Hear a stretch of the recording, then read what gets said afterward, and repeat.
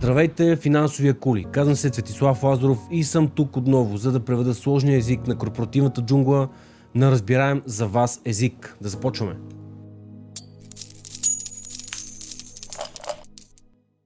Какво вижда мозъкът ти, когато пазарът пада? Преди да поговорим за инвестиции, ще се наложи да поговорим за психология, даже и малко биология.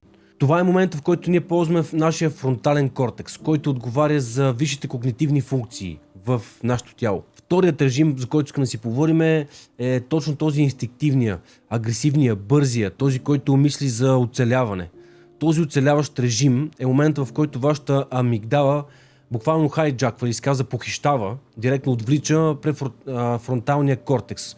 Това е момента, в който вече не мислиме рационално, нито пък интелигентно. Тук мислиме директно и само единствено за оцеляване. Мислете за червена светлина, което вие повечето се фокусирате върху нея като за хищник. Когато започне да губите, да речем 5, 10, 25% от портфела си, вие не виждате реално червено число. Вашата амигдала вижда хищник, който вие трябва да се спасите от него. Така и веднага започва да реагирате на него. Как започва да реагирате? Като започва да търсите мнения или пък директно цъкате сел бутона и директно излизате, било то някой път дори на 50% загуба. Но пък вие сте успели да се защитите по някакъв начин, да се запазите, както се казва. Когато започнем да имаме флуктуации на пазара, или казано, когато пазара започва да се обагри в червено, най-елементарно казано, тогава самата амигдала праща сигнал директно и казва заплаха, заплаха, заплаха. В този момент тялото започва да отделя кортизол и адреналин едновременно.